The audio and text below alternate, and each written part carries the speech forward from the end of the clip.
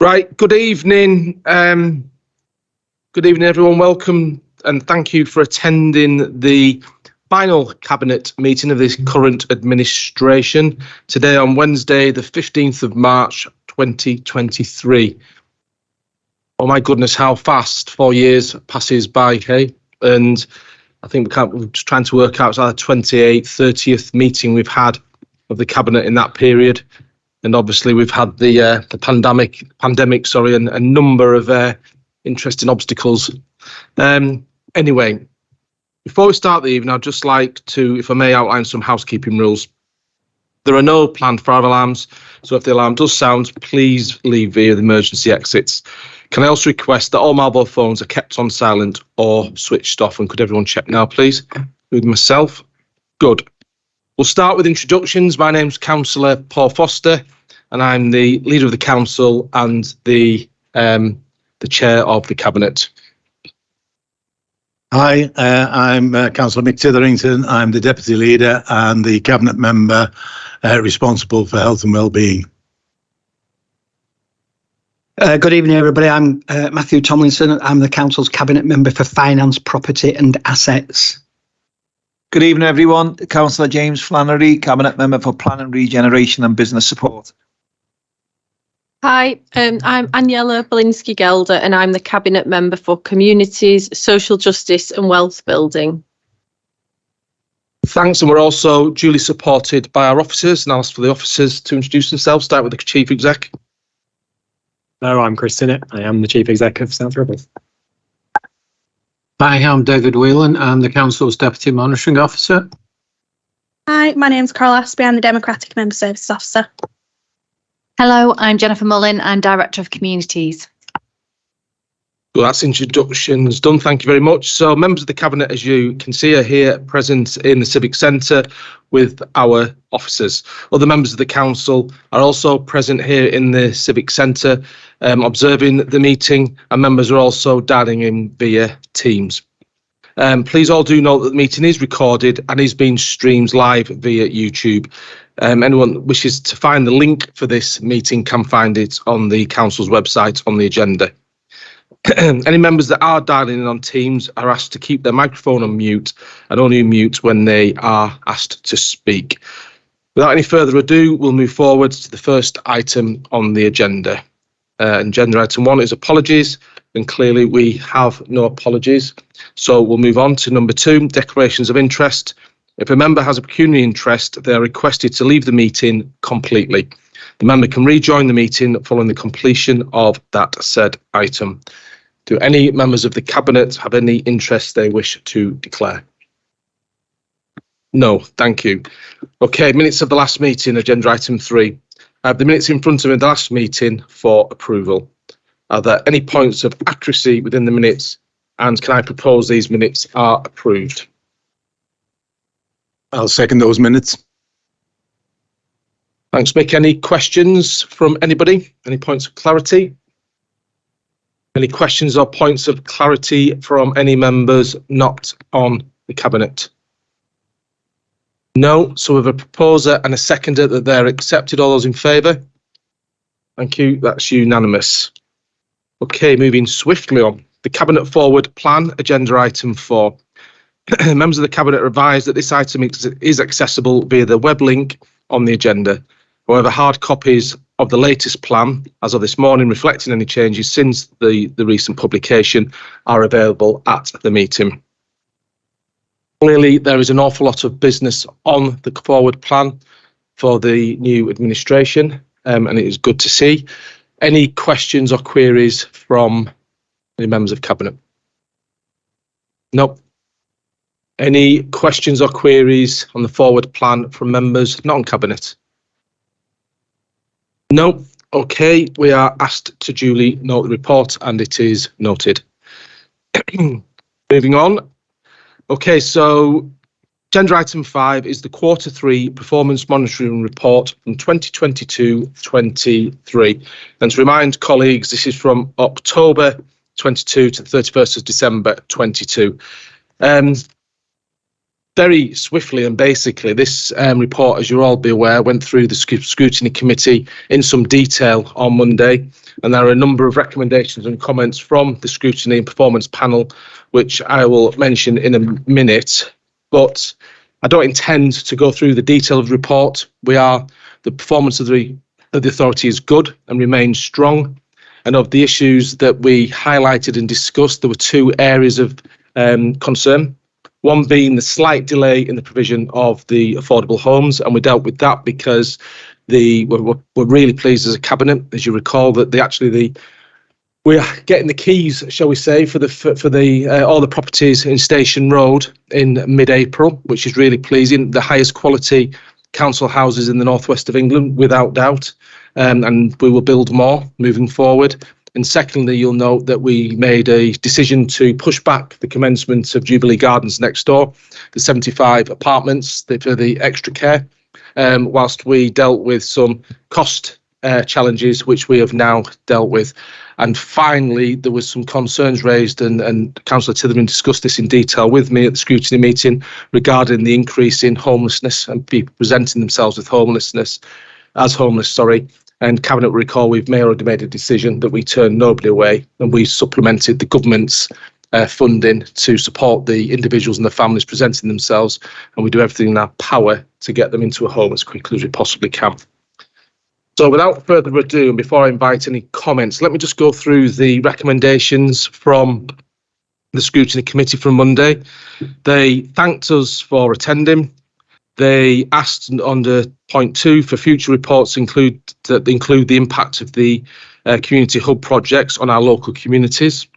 They then welcomed the commitment to the Discover South Ribble brand and events, celebrating all communities and areas within the borough. They then went on to state they look forward to the link between the council and the youth council being strengthened, and embedded further. They were grateful for the offer to facilitate a meeting and future partnership working between the credit union and the community hubs. They then went on to say they appreciated the commitment to present the homelessness action plan to a future scrutiny meeting and commended the officers on their work within this very important area. They expressed some concern at the call answering time performance indicators and welcomed the assurance that this was being addressed. They then requested an update on the review of the health and safety and near misses be provided to the scrutiny committee once complete. And finally, colleagues, they mentioned about the progress being made on the take-up of self-service channels be closely monitored. Well, I'm happy to propose that we accept all those comments and recommendations from the scrutiny committee. Do I have a seconder? Thanks, Mick. Any questions on the performance report from colleagues? Councillor Tomlinson. Thanks. It's not a question. It is generally a pleasing report, but it was interesting that you mentioned us getting the keys to the new houses on Mackenzie Arms. That actually they went on Select Move for people's interest on Monday. And I'm reliably informed we've had over 600 applications. So it does show the demand there is for this type of property. And when the naysayers doubt whether we're doing the right thing in building properties like this, clearly there are a number of our residents, not least the rising numbers of homelessness, but there is, for some of our residents, these are exactly the sort of properties that they are looking to move into. And I think it's a real significant indicator of where this council should be going under the next administration. Yeah, thanks. I completely concur. And when you look at the numbers of cost as well for such high quality properties, state of the art, on an average cost of about £180,000, just is really good value for our communities. And when you add to that the fact that this council and the council taxpayers have not had to contribute one penny themselves, it's all through developers' contributions and others, which is really, really pleasing. State of the art, roomy, energy efficient, and I could not commend enough to the provision. And you look at the comments on social media, Matt, I've never seen such positive comments about the intervention that the council's making. So long may it continue. Any other comments, colleagues? No, any comments from members not on Cabinet? No. Okay, we're asked to note the report as well as noting the comments which we have done from the Scrutiny Committee. Okay, so sorry, we do need to formally vote. It says here just to accept the Scrutiny Committee recommendation. So it's been proposed by myself, seconded by the Deputy Leader. All those in favour? That's unanimous. Thank you. So moving on. So agenda item 6 is the HAF programme 2023-24. And it's the Deputy Leader, Councillor Mick Titherington, to present this item. Mick.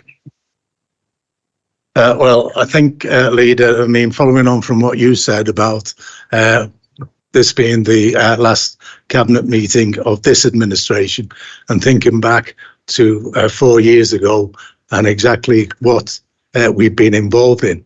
But you will remember that when we formed an administration, we said and identified the problem that we have with children, particular on free school meals, who during the holiday periods were going hungry. We'd identified that, and as part of our challenge on health inequalities, that we did decide to run a holiday hunger programme. And I'm proud that we initiated that. And when you look at this report and see what it's grown into, I think it's an absolute fantastic achievement for this administration. I want to pay tribute to all those that have been involved in it. And in particular, our staff who have done a tremendous job. I want to commend all of them. I can't praise them enough. From all the team, but being led by Janelle. I don't know if she's here tonight, but she's done a fantastic job there, assisted by the whole team. And I have to say, Leader, if anybody reading this report and reading the comments of the parents, if you are not moved by those comments, then I suspect that you haven't got a heartbeat, because it's just a truly amazing report. When you look at some of those comments where some of the children have not only been fed, but have been introduced to activities that they wouldn't have dreamed of being able to access. They've made friends. We've made the leisure centres available. The number of people who've taken advantage of it, and that has led to an increase in children and families accessing our leisure centres and leisure facilities. So it's been an absolute incredible exercise project, and it really is something that I think the whole of the council can be proud of. And I think, and I can't say this enough, I'm absolutely delighted with the work that's gone into there. Appreciate what the partners who've been involved in it, and I'm proud of our staff and of the administration. It really is a wonderful report. I am finding it difficult to find the adjectives to describe how pleasing it is and what a success it's been. It's been fantastic, and I know the cabinet and anybody in the council will appreciate and measure the success and appreciate the success the whole project has been.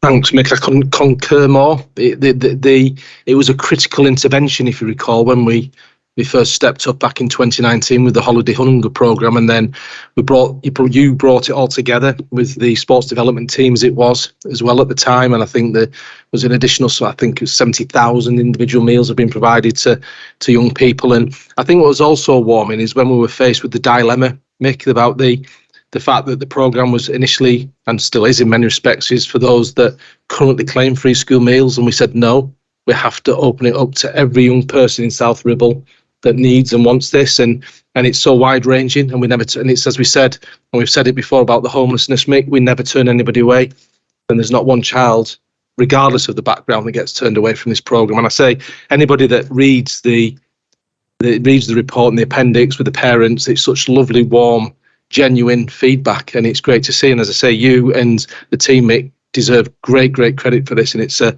fantastic legacy for you to be associated with. I think I'd just like to, to pick up on what you said, because I didn't say it in my opening remarks, because one of the things that we identified when we said that we needed to do something for those children who were in receipt of free school meals during the holiday periods. I think it was said to us when we were having a discussion about it. It says, well, children who are on free school meals don't just have friends who are on free school meals. That's not a criteria for establishing their friendship. So, whereas a child might be a bit reluctant to go along to any of these activities without the friends, that's why we said, well, look, and we know that, free school meals is not the only criteria for children who may be experiencing difficulties in terms of food and activities during the school period. But I think you're right to identify that, and it's a further thing that we should be proud of. Because that's been the consistent theme about this administration. Where there is a need, we don't sort of, go through a lengthy criteria, means test or anything like that. And as a consequence, what we've got is the numbers that you've referred to as going through this programme. Absolutely wonderful. Glad that you reminded us of that. Thanks, Mick. It's Councillor Flannery and then Councillor Bedinsky-Gelder. Thank you, Paul. Well, Paul's mentioned about legacy, Mick. To be honest, this is probably one of the most significant legacies you could probably leave. I know you're finishing. This is your last meeting, and you'll be sadly missed. But it's a serious business administrating a council, as we all know. And sort of I've been known to say it before. We administer people's money, their money, not our money. You don't get any support nationally, particularly at the moment with what's going on in terms of national politics, which is to be questioned for loads of different reasons. But in terms of a council, and me being a member just for a year now, just remembering Bill the weekend, it would have been a year since Bill passed away. This kind of project makes me feel proud to be involved, because it demonstrates all the things I think we should be as responsible members of an administration: empathetic, kindness, strategic, responding to a need. We've just come out of COVID. There's been a cost of living crisis. There's been lots and lots of crises in the country. But your local councils found the time, the desire, working with the officers and the councillors to do a programme like this. So, Mick, well done. Very proud. Thanks, Chair. I want to say the same. Well done. Like Paul said, for joining all the sports activities and everything together with the HAF, and well done to the officers, because I know that this was asked of them very quickly and they had to do it very quickly. And I just think that it is worth me reading out a couple of the comments, because people who can't see the report, and it will lead on to something else that I want to say. Somebody said, both my boys have loved all the HAF activities. They did inflatables, pantomime, crafts and games at Moss Side Community Centre, and that shows you the vast the array of what they could do. And the second comment is, my son loves going to HAF. It's great to for him to spend time with his friends that does not end up costing a fortune. And I think that with everything that's going on with the budget today and all the press coverage, I think it's worth mentioning the rising cost of childcare. And I think that from the Cabinet's point of view, I really want to say that this funding is external, but I really want to see it continued for people whose children are at school and need support during holidays for their children, because children don't just not exist on holidays, and mums still have to go to work. People still have to go to work, and the children need to be looked after. So I'd like to see this continued by South Ribble. Thank you. Yeah, thanks, Daniela. Thanks for your comments, Jay. They will absolutely, under a Labour administration, before I bring Matt in, it always will continue, because remember, this is a continuation of the original scheme that we put into, that we enacted back in 2019. And I think before I bring the finance and portfolio holder in. I think what it also highlights, Matthew, is that it was the correct decision for us to invest that additional £700,000 plus into keeping the swimming pools open, so that our young children can enjoy them through the holiday periods, because lots of authorities made the decision, unfortunately, to shut down the pool provision, the swimming provision, the wet side, especially a lot of the private sector. And so again, we took the big decision of investments, and that feeds directly into this programme. Matthew? I think in echoing what everybody else has just said, I just want us to reflect on how this has grown from where it started. When we took over 4 years ago, there was no HAF programme. We weren't feeding children in the school holidays. In fact, some members in other parties were saying it wasn't our responsibility. And in fact, it was a failing of the parents if children went hungry. But Mick, being Mick, wasn't having that. And Mick took up the gauntlet of this really early on. Within weeks of us forming our administration, and within a couple of months, we had a holiday hunger scheme up and running. And look where it's got to in just 4 years. Obviously, quite often I am the finance portfolio holder, and I'm looking at numbers and things like that. But in this instance, it's not the numbers; it's the comments. It's the comments, and I just want to pay tribute to our staff who've run this. The very final comment of the report is from a parent, and it says, "I honestly can't praise the service enough, and I really hope it continues. We were never made to feel ashamed to take food items, just told to help ourselves." I think that's massively important. That is massively important, that people can come along to these and feel that they're having a good time and they're not being judged in any way. And again, I think that comes back to the cabinet member. The leadership for projects like this quite often come from the cabinet member, and it's not normally my remit to praise Mick, because that's not how we work. Well, though it does sometimes. But in the 4 years that this has grown, so much of it has been because of the efforts of Mick, and he deserves all the praise we can give him. Thanks, Matthew. Right. Any comments from any members not on Cabinet? Kath? I feel a bit bad saying this because everything's so positive and I do fully agree with everything. But there's just one comment about the booking system. I wondered if there was any plan to make that a little bit simplified or... Yeah, Kath, my understanding is that's, if you remember, the leisure services were insourced, if you remember, and there was some glitches when it was first insourced, but my understanding is that that's all been sorted now. The booking system's up and running perfectly okay now. So these are comments from the previous time. Any, Will? Thank you, Paul. Yeah, I mean, for me, this is probably one of the policies that I think we should all take so much pride in terms of how it's been delivered and how it's evolved, as Councillor Tomlinson has alluded to. I think it's always difficult to quantify the results of this, but I think in terms of what this has done in terms of made life a little bit easier for parents in a very challenging time, I think that we'll never be able to get that over in a report. But I think it's important to say the impact that this has had on the community has been huge, and I think these young people and those families are better off for it.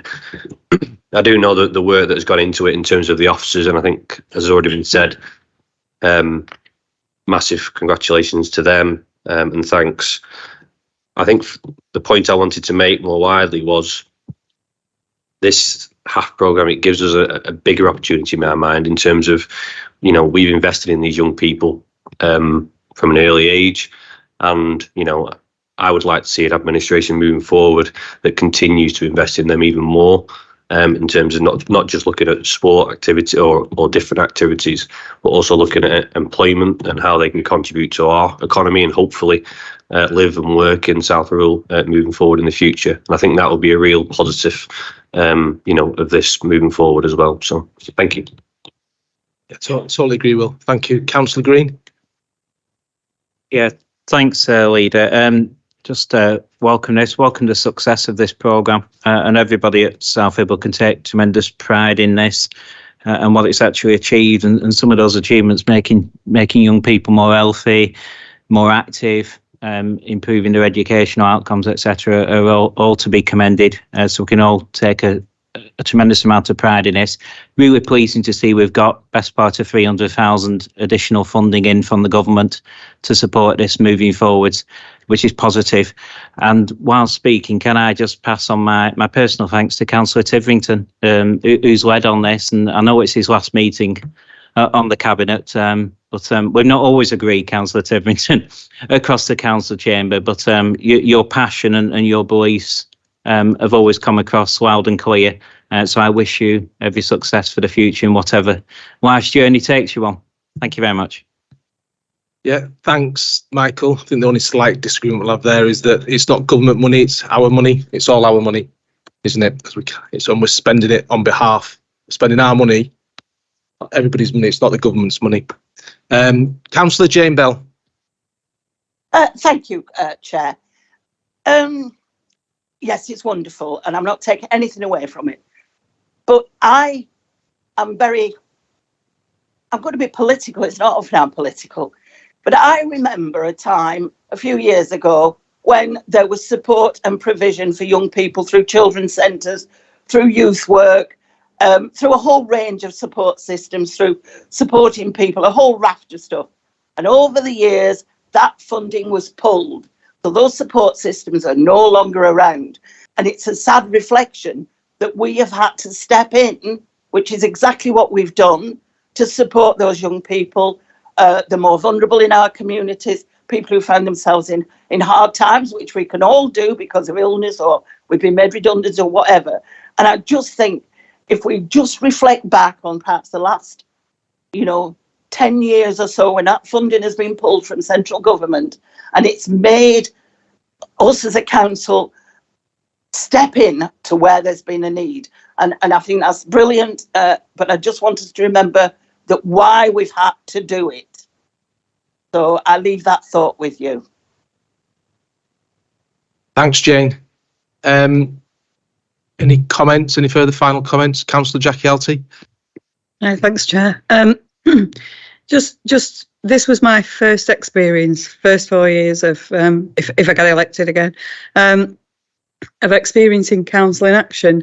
And prior to it, I kind of saw council as being a bit abstract and strategic, and actually you've done it, we have done, the officers have done, and actually the community activists who have harnessed and worked together have done an amazing job in becoming one of the most practical outpourings of compassion, of moving towards a fairer society so that all can achieve, and bringing accessibility into a reality. So I can't speak more highly. I mean, the work that you've done, Mick, has been, and I've sat in some of the meetings, and you've championed stuff amazingly. And you've got this going, and for everybody that's contributed, it's an amazing tick box. So I always qualify my comments with my mum would have been really chuffed that I've been part of this. So thanks for enabling it, and thanks for doing it, and thanks for kind of being part of it. So thank you. Thanks for those kind words, Jackie. Councillor Caleb Tomlinson. Yeah, thanks, Paul. I'd like to say thank you very much to Paul and to Mick for making this absolutely fantastic. That's it, really. Thank you. Thanks. Thank you, Caleb. Right, I think that is all the comments, and thanks for everyone for a very, very positive comments there for the HAF programme. Mick, can you just, because we have to vote on this, I think there's some of the funding implications, can you just confirm what the Cabinet's been asked to do, if you can, please? And before I do, thanks everybody for those kind words, but I just want to pick on one or two things that really are, that have been said. And one of them is, in particular, that no stigma. that is an absolute I mean, that's an absolute imperative that we've done, and the staff are made aware of that and have been fantastic in applying that. Also, I think we should remember that this was done through COVID. And I mean, again, I have to sort of commend the staff for what they had to do in terms of adaptability and everything else to get food parcels out and all that. I mean, really, they really do deserve every accommodation that they do get. And I also take up the point about Councillor Adams. I mean, it doesn't stand alone. It's not a standalone project. It fits in with everything else that we're trying to do in terms of tackling those health inequalities. So you're right. I mean, we identified the health determinants when we came in, and we've been trying to tackle that in a whole of different ways. Through community wealth strategy, through building houses. Exercise, training people in the nutrition. So it's not just a sort of scattergun effect. It's a strategy. It's a concentration. It's a focus. We know where we want to be, and it's going to be bumps in the road along the way. But the direction of travel is there. And if we're talking about legacies, I just hope that we continue on that journey that we've started, and we've been on for the last 4 years. So the recommendations to Cabinet are to note the successful delivery of the 2022-23 HAF programme, to approve delivery proposals for the 2023-24 HAF programme, and to authorise officers to lobby for additional HAF funding which becomes available. Yes. I move that. Thanks, Mix. Moving that, do I have a seconder? Councillor Matthew Tomlinson seconded that. All those in favour? That's unanimous. Thank you very much. So moving on, agenda item 7 is the Community Hub Action Plans for 2023-24. Councillor Belinsky-Gelder. Thanks, Chair. Okay. So there's 2 parts to this report. I'm going to cover them both separately slightly. But first of all, I need to say a huge thank you to the officers. I'm going to name them: Rebecca Heap, Reese, Drew, Jennifer Mullin, and the 5 officers which support each of the community hubs. The officers deserve huge credit. And I also want to thank the chairs. So I'd like to thank Councillor Colin Sharples, who chairs Leyland and Farrington, Councillor Chris Lomax, Councillor Peter Molyneux, Councillor Will Adams, and Councillor Colin Coulton, who chair each of the hubs and have done for the whole period. Will's chaired it for the last 12 months. They all do an excellent job in the roles, and I think that they all understand the vision that I had 3 years ago, ensuring that the local decision making is around local issues in local areas, and each of those areas are very different, and each of the chairs have looked at their own area and decided themselves what's important. I'm really pleased to know that all the hub chairs are happy in the roles and want to carry on. So from my point of view, that's really positive, because if I've got problems, then I need to sort it out, but I don't. All the chairs are happy. I would just like to do a little shout out to Councillor Will Adams, who's only just recently started, but he's pushed the hubs in terms of inviting local people and partners into the hub. So it isn't just members that sit on that hub now. There's the school, there's the fire service, I think, and the police. So it isn't just elected members, and they all get their voices heard now as well. And that's the kind of direction that we were looking at. So there's 2 parts to the report. The first part is the action plans, which are forward facing, and they're demonstrating a huge number of varied projects over the next 12 months, which is really pleasing.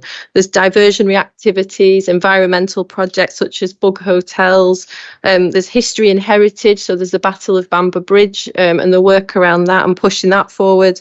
There's the re-socialisation, there's work on mental health and cost of living. So it shows you that each of the hub's projects and action plans are really varied. The chairs have looked at them, and everyone in the hub has had their voice heard in terms of what their priorities are. So I'm really proud of the work that the hubs have done, what's in the action plans. And it's really pleasing as well that, as I've asked, all the budgets are spent, because there's been money which has rolled over for year on year, and it hasn't benefited the community. But now, because all the budget's been allocated, it means that the money is being used to benefit the local community instead of just sat in the bank. The second part of the report, which I'm most proud of, is Appendix B, and that is a look back at what we have achieved. And I think we're in the habit of looking forwards and what we want to do, but Appendix B looks back at 2022 and the start of 23, and it illustrates exceptionally well what we've achieved in our communities for all ages, all areas and all abilities, from sports, again, dementia-friendly communities, mental health, the school uniform shop, and again, the cost of living. So again, I'm really pleased to see the community hubs touching each and every area in our communities. And thank you again to everyone that has been involved in supporting the hubs and my vision for them over the last 4 years. Thank you. Thanks, Aniela. You had to get that in at the end there, didn't you? And I think, it's the let's accept it. You know, it was when Aniela put these proposals forward, they were cutting edge, they were different, and there was some persuasion required of colleagues to run with it. And I openly accept it's been an overwhelming success, and that in there lies the lesson of having an ability to listen to your colleagues and taking risks and doing things differently, because genuinely I am absolutely at times, and this is a first for me, lost for words at how the hubs have evolved. And as you say, you look at the appendix, it's astonishing the amount of work that has been achieved by the community team through the hubs, and it'd be remiss of me not to wish Rebecca all the best, because this is the last meeting Rebecca will have with the cabinet before she moves on to pastures new. And I hope you don't mind me mentioning that, Rebecca, but we genuinely thank you from the bottom of our heart for the work that you've done, and it's going to be a really difficult task for you to be replaced. And and what I would say to you and Aniela is, you look at legacies, just look at the position that our community support is in now. Just look at it, and it's something that you and the team should be immensely proud of. Rebecca and Jennifer, whose directorate it sits in, and Councillor Belinsky-Gelder, who's responsible, because again, it moves on from the HAF programme that we mentioned before. This is a brand new initiative that was introduced in May 2019, and look how it's evolved. And the reason it's evolved is because the community is at the heart of it, and we haven't set any criteria. The chairs are passionate about what they do, and it's fascinating when you look at the individual plans as well, how subtly and how majorly different all the plans are when you look round the borough. But I tell you what is interesting, when I looked back, because it's the type of person I am, at the hub, or they weren't hubs then, were they? It was the forums, neighbourhood forums or community forums as they were in May 2019, and how different the action plans and the projects are now compared to what they were then. And I just think it's wonderful, and everyone involved deserves, again, all the credit that they possibly can, and it does sit very tightly and works close alongside the delivery of the HAF initiatives that Mick mentioned before. So any further comments, Mick? Yeah, first of all, I'd like to be associated with the comments that you made about Rebecca and the team. And I do wish her well in anything that she does, and I'm sure whatever she does will be a success, because she has led on many of these things, in my portfolio and other portfolios as well, under the guidance and superb leadership of Jennifer Mullen, who I also commend, because it's one of those days, isn't it? But it also reminds me of another thing, is that, when we formed the administration, we said as a cabinet that we weren't going to work in silos. And I think that this is an example, because when you're looking at the the hubs and what they've been involved in terms of, you know, tackling mental health, the environmental issues, the climate, you know, climate change, the dementia, the community groups. I mean, we only have to look at the number of community groups that have been established and supported by the hubs that have grown.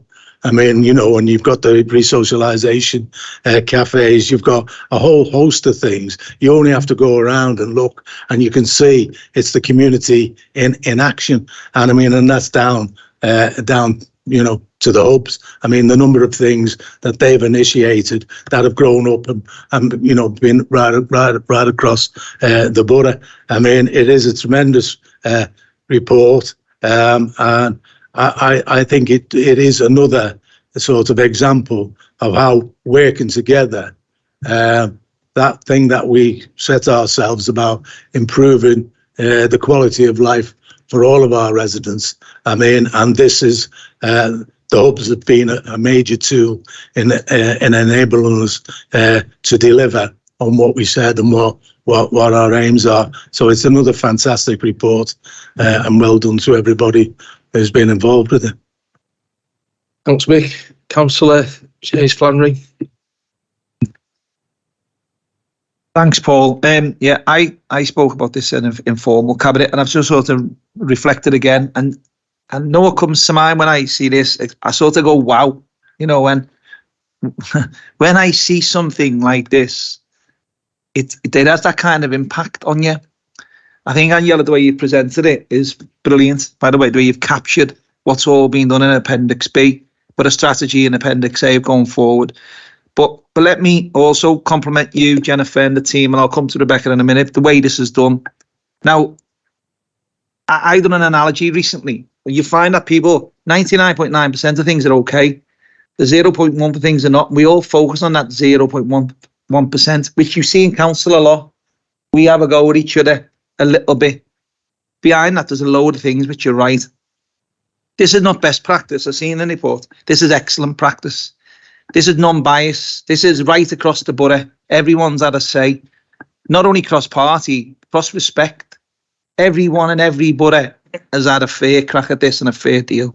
So every part of South Ribble has benefited from it. It's community-led, it's council-led, it's people-led, which is absolutely fantastic. And I'll just give you one example before I finish and sort of close on this, is we have something in our hub where there's a brilliant little project. And I went to Aniela and said, look, there's a little problem here because of a number of other issues. And it's all to do with things like mental health and ADHD and things like that. They were all in the mix across here.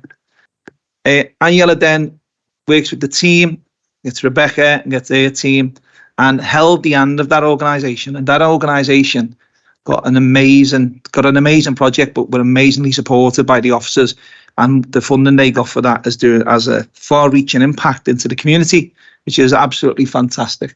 So I think this needs to go. Honestly, I would go as bold as to say this needs to go national. This is a national, excellent bit of piece of work which needs to be shared. I always remember saying to people in the city, Liverpool City region, we have cabinet in the community. They all stood up and went, cabinet in the community? What, you listen to the people? Yeah, we do. That's a brilliant idea. Well, this is the next step. I think this is absolutely exceptional. But I just want to finish on something really, which is, and I hope she doesn't mind. So, you know, Rebecca, and we all sort of, you know, we mention about the work she's done, and I know she does some fantastic work. But even with Will vouch for this, there's been times late at night, early in the morning, we've messaged Rebecca to help people in our community, and she's always there. She's always responded. So, Rebecca, you'll be a big loss. You've been an absolutely fantastic officer. So well done, because your personality and your everything about you as a character, as a good person, is in this. So well done to you, to Aniela, to Jennifer, and all the team. Cheers. Thanks, Jay. Matthew. Yeah, thanks, Paul. I didn't realise this was going to be a eulogy for Rebecca Heat, but yeah, I just wanted to know that I won't be able to walk past the Eagle and Child Bowling Green without thinking of you ever again, and I walk past that bowling green a lot. That was a project that obviously was dear to my heart, that was really difficult to deliver, dealing with national companies at one end and well-meaning but ill-equipped volunteers at the other end, and bringing them all together. Just the resilience to be able to see that through to a successful end is just typical of the work that I've seen her do. And I know she's always keen to involve members, which is not always usual for an officer. So thank you for that. All this strategy about allowing the hubs to have their own voice and their own way of working, let's be honest, was Aniela's idea. It takes a bit of bravery because you have to let go. And, you know, so, there are two of these hubs that are run completely by the opposite political party without any control from Aniela. She just lets them do their thing. I think that's really brave, but it's shown how successful it can be. It's also shown that you were wrong, Paul. But I just want to highlight a couple of the things. I think it's quite a simple little idea, but the Dr. Bike stuff, just amazing. I did an interview for Radio Lancashire yesterday about the Dr. Bike stuff, and the presenter said wow twice. Not, I didn't say wow, I kept telling her stuff, and she kept going, wow. What a great little project that is, and how that's kicked off. It's fantastic. And I really do like the fact that what they want to do in the Western parishes is different than what we want to do in Leyland and Farrington, because that's how it should be. And I will finish, I think it has to be said, what a comparison to the 4 years before, when if you wanted to spend 250 quid, you had to get it signed off by the cabinet member. And the bureaucracy and the micromanagement and the control and the lack of trust in members that was evidenced then, and compare that to now. It's a whole different ball game, and I look forward to it growing and continuing in the next 4 years. Thanks, Matthew. There's someone you might know that likes to associate themselves with successful projects and disassociate themselves from not successful ones. You might know him, Matt, actually, but I'll allow myself one mistake. No, it wasn't a mistake. I'm so pleased that Aniela had the courage of her convictions to push back hard. You know, it was literally one of the first cabinet meetings, I think it was, and we pushed back hard, and that's what this is about. It's not about individuals, it's about the collective and the power of the argument, and was being overwhelmingly proved right, and that is the last time I'm bloody apologising for it. But anyway, it was good. It's a really, really, really pleasing piece of work that I'm happy to associate myself with. So we've got Councillor Jane Bell and then Councillor Caleb Tomlinson. Right. This is Let's All Be Nice to Rebecca.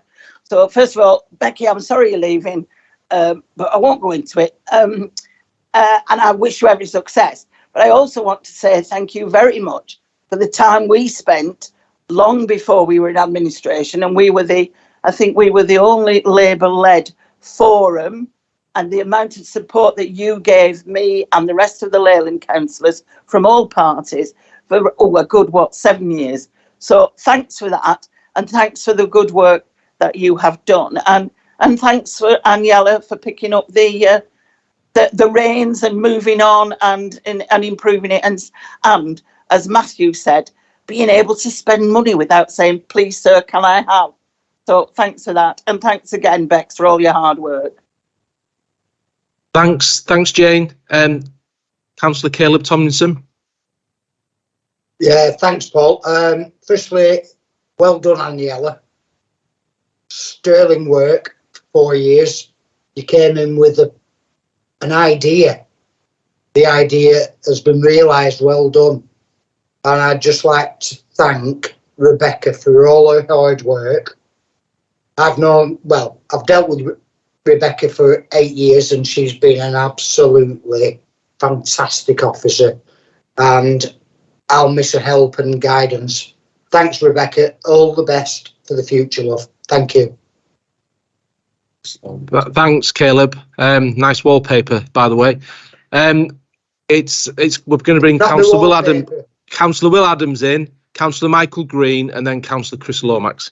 Will. Thank you, Chair. Yeah, I think this is been such a success. I think it's been such a success because each individual hub has been independent. There's no pressure been put on anyone. And, you know, I do feel as though that we're, particularly in the last few years, that there is a bit of a crisis in democracy in terms of people not really thinking they have a voice. They have a voice in their local community, their wider community. And some of the reaction that I've had while I've been chair is that, you know, people are, you know, the council actually investing, they're actually listening to residents' concerns and investing in communities. And I think you can see from Appendix B in terms of the schemes that have been successful and delivered kind of showcase that. And I think having that vision that Aniela's clearly had early on and seeing where it's come to now, I think you can be immensely proud of that, Aniela, in terms of the work that you've done, because our communities are definitely better off for that. In terms of where the hubs can go, I'm very excited in terms of where they can go. I'm probably a little bit biased in terms of in Penwortham, I think we're ahead of the game, but I will say that. But what we've seen in Penwortham is that we've really brought in other stakeholders, and that's benefited our community and the people within Penwortham. And I'd like to see that continue moving forward. So I think this has been a tremendous success. I think South Ribble is better for it. I think South Ribble Council and the members are better for it as well, because we've moved away from that bureaucracy, and it's now easy to deliver on what residents want and what our communities need. And I will finish on just another word about Rebecca. I think it's quite clear what members think of Rebecca. She's been a great support for me in terms of when I've been asking daft questions, as I didn't know what was happening in the first few years. It took me a while to get going. But ever since, you know, if I'm ringing her with an issue late at night, early morning, she always answers. And, you know, she's always done it compassionately, and she's always thought about people first. And that's members as well as residents. And for me, I think it's a really big loss for us as a council. I'm not quite sure we will be able to replace her because of the quality of her work and the compassion that she shows. So thank you from the bottom of my heart, Rebecca. Thanks, Will. Michael? Yeah, thanks, Chairman. Just to echo the comments about the staff. So a really big thank you to each and every one of the officers that have made so many of these projects become a reality and have made a difference for communities as a result of that. So it's a really big thank you from me. And I didn't know until you announced it that Rebecca was leaving, so that came as something of a shock to me. So can I say on my behalf, and I'll dare to say it on behalf of the Conservative group as well, because I'm sure all members of the group would support the positive praise for Rebecca that's been said this evening. Thank you very much, Rebecca, for everything that you've done over many years. And I can remember I was a cabinet member at South Ribble when Rebecca was first appointed. And I think I had a meeting with her on either the first or second day that she was in this building. And she's made a tremendous difference from that role then and over a succession of roles over the years for South Ribble. She will be a big loss. I would agree with Councillor Adams on that. Yet another very good officer that we've lost at South Ribble, but South Ribble's loss will be, I don't know where Rebecca's going to, but wherever she's going to, it will be that authority or company or wherever she's going, it will be their gain quite clearly. And I wish Rebecca every success for the future, and thank you for the service, both to the councillors and to the communities of South Ribble. Thank you. Thank you, Michael. Councillor Chris Lomax. Yeah, thank you. Rebecca Heap. Oh, I'm still waiting for my first meeting with you, Rebecca, that we can sit down and discuss things. Always too busy. I just want to say on the hubs, thank you to everyone. I've been very, very proud of the last couple of years on what the hubs have delivered, and it is the hubs that have delivered them. Going out, listening to people. We're still going to listen to people. We visit the food larders that we've helped set up. We visit the friends groups, the residents association. We talk to people about rewilding and their hopes for the future. It's absolutely been fantastic. And it's been great to say, actually, our priorities are bigger than benches. And that really does mean a lot to me. Thank you. Long may it continue. Thanks, Chris. Caleb, is that a legacy hand, or do you wish to speak again? Last comment. Oh, sorry, and then Colin. Right, okay. Final comment then, Colin Sharples. Sorry, Councillor Colin Sharples. Yeah, nice and brief. Yeah, going back 4 years, this started with a vision. It was a fantastic vision, and it was never prescriptive. So the way I look at it, we've been able to do what our communities need, and there is no end point. It just keeps going, and the vision continues to grow and change as well. Fantastic. And I'm not going to say anything about Rebecca Heap. All I'm going to be doing is between now and the end of May, see if I can find a way, conjure a way of making us stay. But thank you very much. Sorry, thank you, Colin. I didn't realise. Jackie, did you want to say something? Thanks. Yeah, it's just a quick one, really. Matthew, you alluded to it, that Aniela can kind of let things go. She can release things so that people can have autonomy and actually express and develop things. We started with a scoping group under the auspices of Darren, right at the beginning, when you had a clear vision of what you wanted, but you invited cross-party collaboration when it was all developed.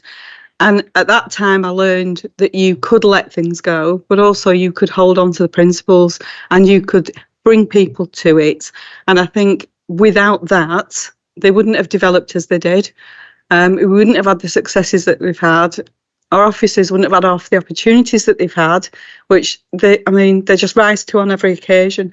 But it starts off with a person who can put something down, hold it, own it, but also release it at the right time. So I just want to thank, and I see these characteristics in all the cabinet members. So sorry if it sounds a bit like I'm, but it's true.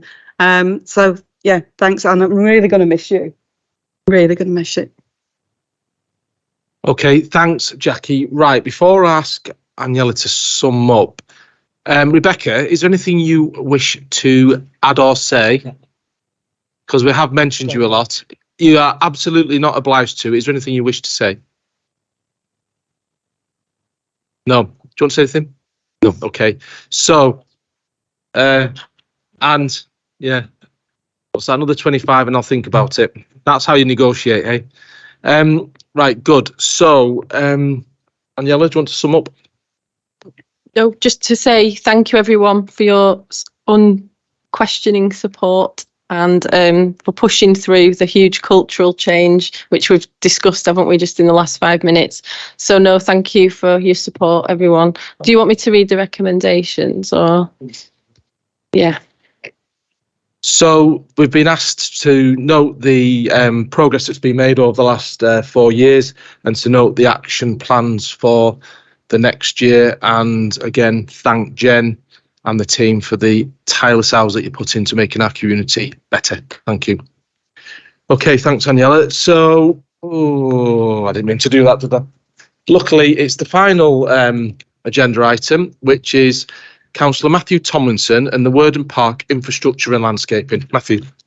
Thanks, leader. It's a real pleasure of mine to be able to present our last item to Cabinet of this administration. And I guess in many ways it's quite apt, because right from the very beginning, we've shown it as an administration our commitment to an ambition for our green spaces, green links and parks. And that's what we're finishing off with as well.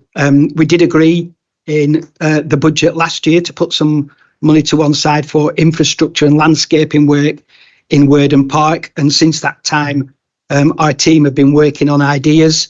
They've actually done the designs for the work themselves on this. So I would like to thank them for that, because it's clearly meant that the job itself has come in significantly cheaper than we anticipated, because we'd done all that work in advance. We've done some public consultation on this, which has been relatively positively received. The only negative we get is, please don't change our park too much, because we love it. We do get that, but this is some of this work is absolutely just vitally needed in terms of infrastructure. Anybody who walks on the park in winter will have noticed now that we're beginning to get little almost ditches at the side of the path where it's beginning to collapse that do fill with rainwater. Also, you know, we're now opening up Worden Hall, the iconic Grade 2 listed building that we've invested in, and we want the rest of the park to reflect the absolute quality that's to be seen in that building. I'm really pleased that the successful bidder, are a Lancashire-based business. So again, that comes back to the community wealth building commitment we've made. And as the finance portfolio holder, I'm really pleased that it's come in significantly cheaper than we thought it would. So it is a really positive end, I think, to our cabinet. We should see the works begin fairly quickly after May the 4th, although they will have to work around a couple of rather big events in the park, namely Music in the Park and Leyland Festival. But certainly by the end of the summer, you will see new footpaths. Some of the footpaths are actually new.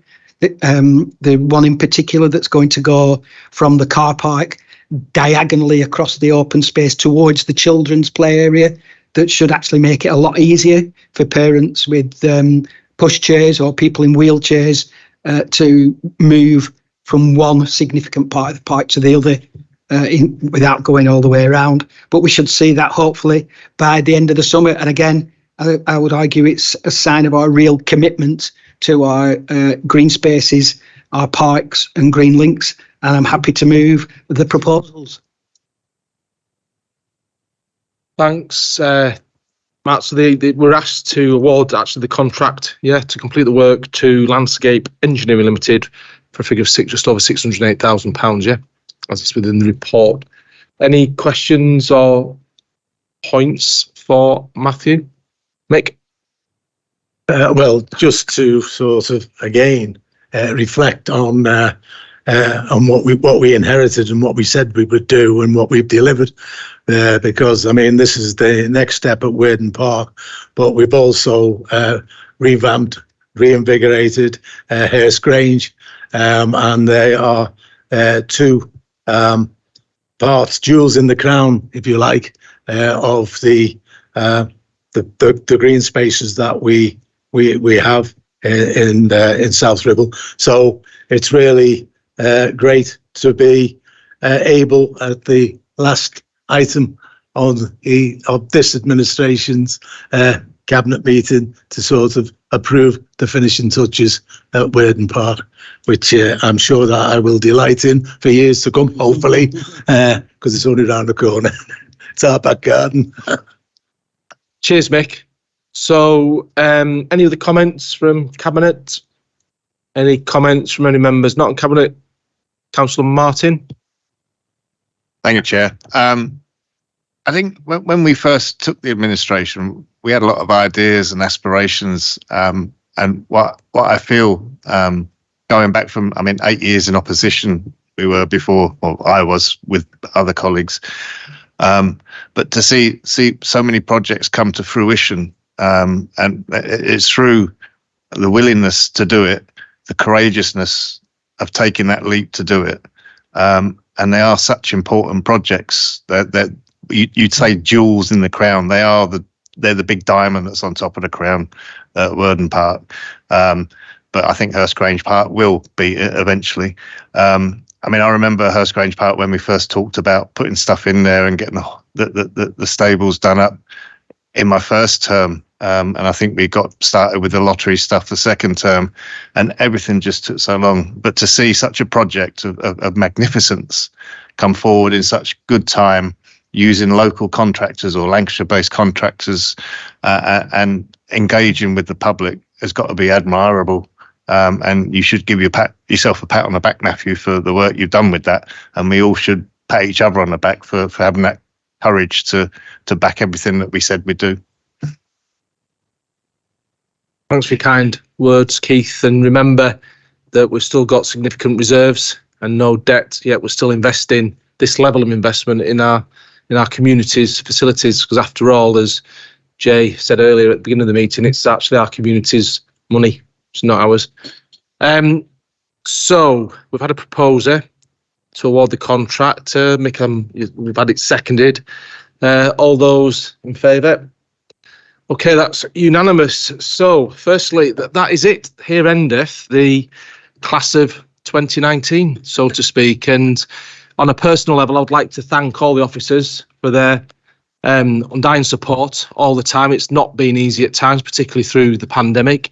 As I say, this is about the 30th meeting of this cabinet. There's an awful lot of business that we've managed to put through. I'd like to personally thank Mick as a loyal member of the team and brilliant deputy leader of the council, who's going to just spend his time walking around the new paths in Wordon Park now. and we'll see you there, Mick.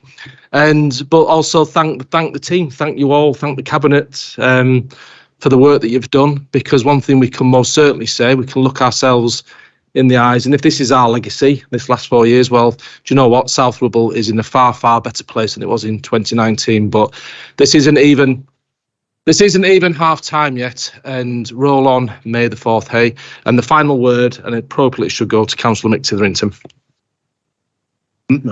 Thank you, Leader. Well, it's been an exciting, eventful, and in many ways inspiring 4 years. And I'd just like to thank the Cabinet for their solidarity, for their support, and for the comradeship. I'd also like to thank the group and indeed the council for allowing me to be part of that process. So I mean, it's mixed emotions that I won't be seeking re-election, but nevertheless, I really do appreciate being part of a team that I believe has delivered on what it said it would deliver. And in today's climate, when politicians are mistrusted or told that they say one thing and they don't do another, I think I will be particularly proud to be part of a team that has delivered on what it said. So thanks very much to colleagues and comrades.